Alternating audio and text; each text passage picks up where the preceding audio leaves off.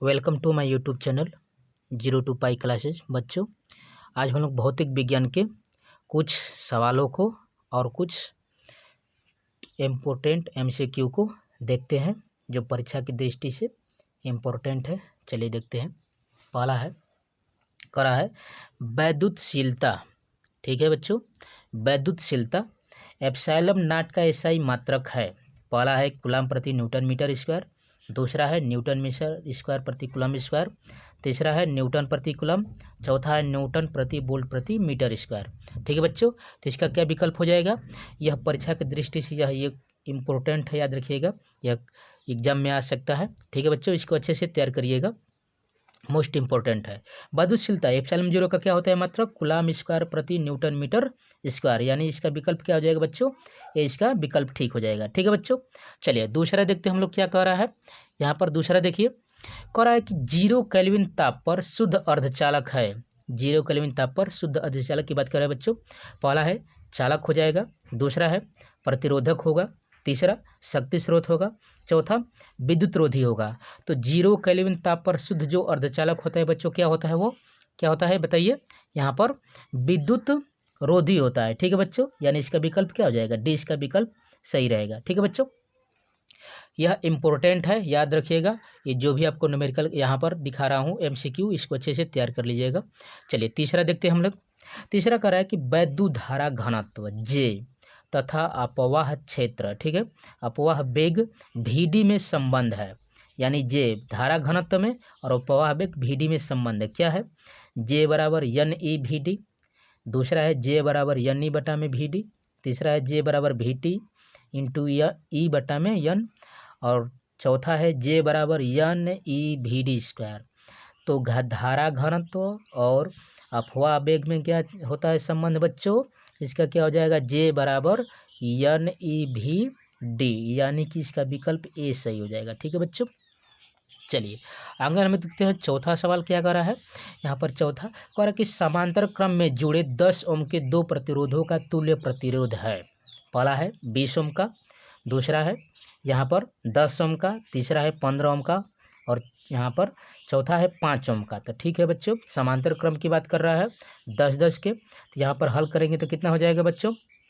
यहाँ पर हो जाएगा 5 ओम का। ठीक है बच्चों, यानी इसका विकल्प क्या हो जाएगा? डी, इसका उत्तर सही हो जाएगा, 5 ओम का हो जाएगा। ठीक है बच्चों, चलिए आगे बढ़ते हैं।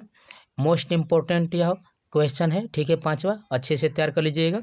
करें कि 1 में √μ0 एप्सिलॉन 0, यानी μ0 एप्सिलॉन नॉट का मात्रक है। यह वेरी मोस्ट इंपॉर्टेंट है क्वेश्चन बच्चों, परीक्षा की दृष्टि से अच्छे से तैयार करिए।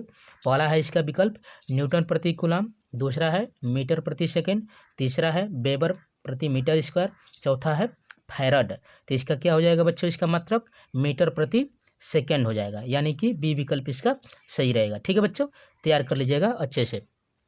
चलिए छठवां देखते हैं हम लोग। छठवां क्या कह रहा है? कह रहा है कि यहाँ पर देख रहे हैं, छठा कह रहा है कि चुंबकीय क्षेत्र बी में वेग v से गतिमान आवेश q के एक कण पर लगने वाला बल F है। तो इसमें से क्या फार्मूला बनेगा? B, V, Q और F में संबंध पूछ रहा है बच्चों।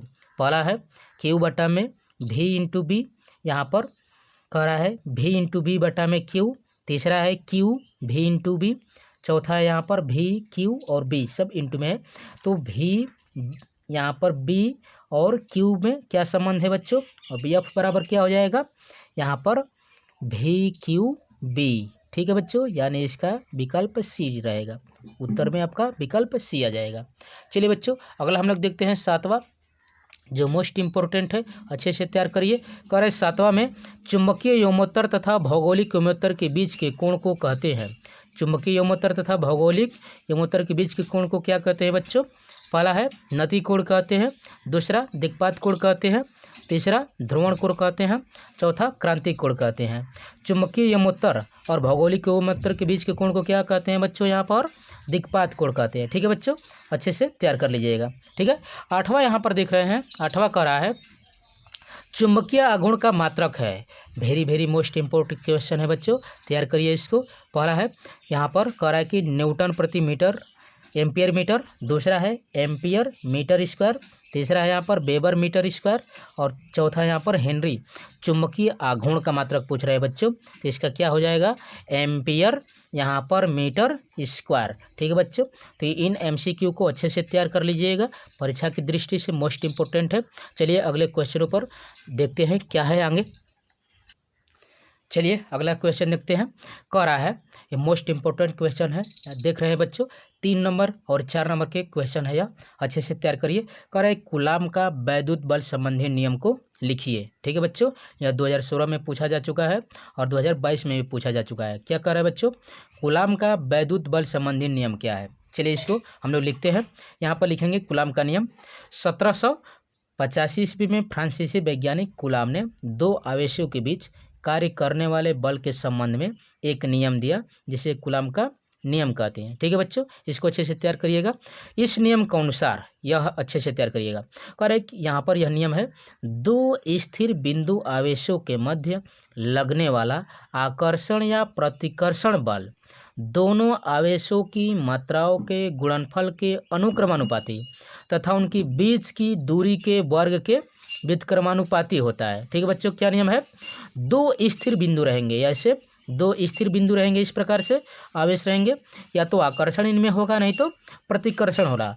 इन दोनों के बीच की दूरी यदि r है, ठीक है, तो उनका जो इन दोनों का जो गुणनफल रहेगा और इनकी दूरी के बीच के क्या होता है, वर्ग के अनुक्रमानुपाती होता है। ठीक है बच्चों, गुणनफल के बीच के वर्ग के व्युत्क्रमानुपाती होता है, जो वर्ग यहाँ पर कर रहे हैं आर का, जो डिस्टेंस लिया है। ठीक है, इस बल की दिशा दोनों आवेशों को मिलाने वाली रेखा के अनुदिश होती है। ठीक है बच्चों, इन दोनों रेखाओं के मिलाने वाली रेखा के क्या होती है, अनुदिश होती है। ठीक है बच्चों, आगे बढ़ते हैं। यहाँ पर कह रहा है, यदि 2 बल, मान लीजिए यहाँ पर 2 बल Q1 और क्या हो, Q2 हो, जो एक दूसरे से कितनी दूरी पर है बच्चों, ध्यान देंगे तो, या r डिस्टेंस की दूरी पर है, तो कूलाम के नियम के अनुसार क्या हो जाएगा, बल F प्रोपोर्शनल टू, क्योंकि ये समानुपाती होगा इन दोनों आवेशों के बीच के गुणनफल के।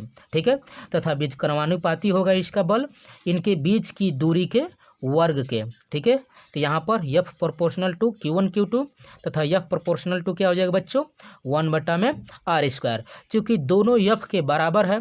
ठीक है, यहाँ पर प्रोपोर्शनल है इसलिए कोई एक कांस्टेंट लगाएंगे, तो यहाँ पर दोनों को F के यहाँ पर लिखा गया है F प्रोपोर्शनल Q1 Q2/r²। ठीक है बच्चों, इस प्रोपोर्शनल को हटाइए, एक कांस्टेंट लगाएंगे, तो F बराबर क्या हो जाएगा बच्चों, K1 Q2/r²।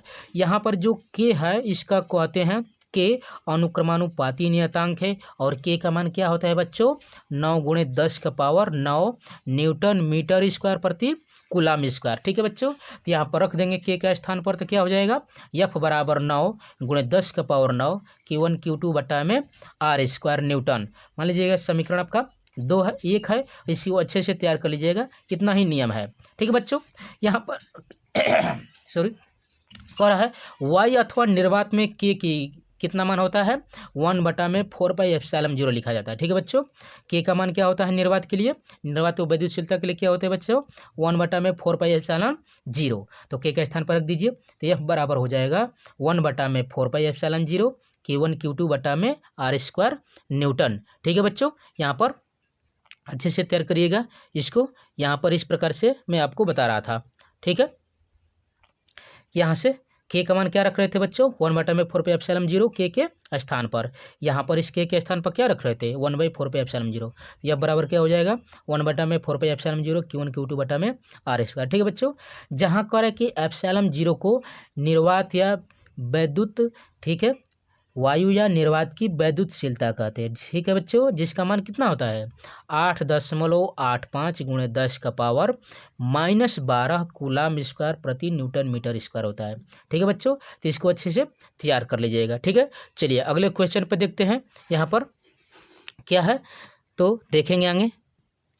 चलिए बच्चों, अगला क्वेश्चन करा है, धारावाही चालक के कारण, क्वेश्चन है इंपॉर्टेंट है 6 नंबर की दृष्टि से, इसको अच्छे से तैयार करिएगा। कह रहा है, धारावाही चालक के कारण धन चुंबकीय क्षेत्र की तीव्रता से संबंधित बायोसेवर्ट को नियम को लिखिए। ठीक है बच्चों, इसका समीकरण आपको लिखना है। यहाँ पर करा है बायो-सेवर्ट नियम को शब्दों तथा सूत्रों में लिखिए।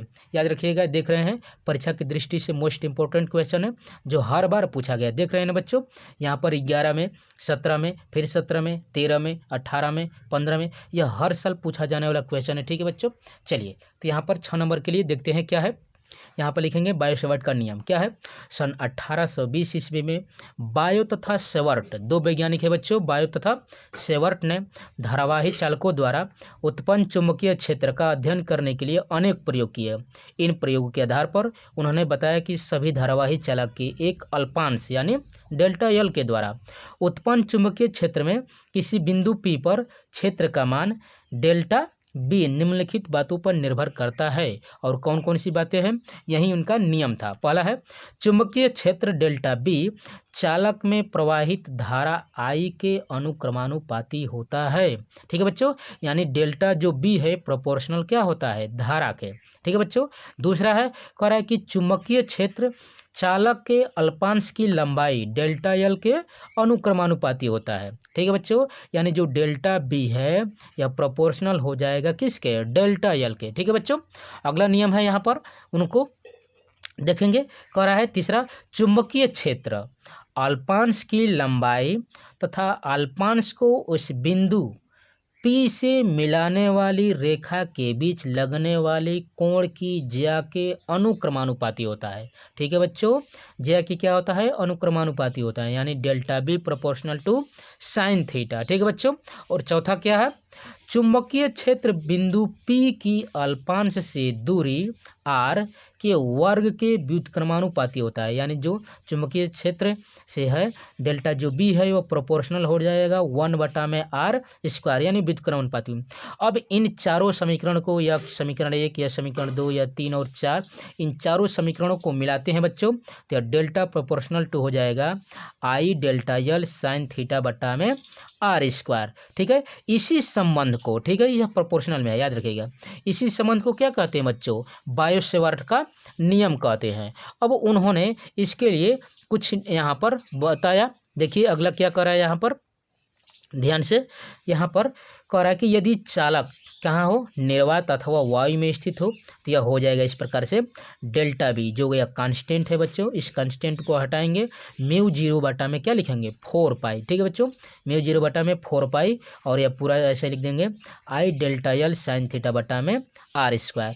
अब ये क्या है बच्चों, यहाँ पर जहाँ μ0 बटा में 4π अनुक्रमानुपाती नियतांक है और μ0 निर्वात की विद्युतशीलता कहलाती है। ठीक है बच्चों, और यहाँ पर इस प्रकार से उन्होंने बताया था। देखिए यहाँ से थीटा कोण यह बना रहा है, या जो डेल्टा बी है, और यहाँ से यहाँ तक की दूरी को यहाँ से r माना गया है, और यह बिंदु P है, यह धारावाही चालक है बच्चों।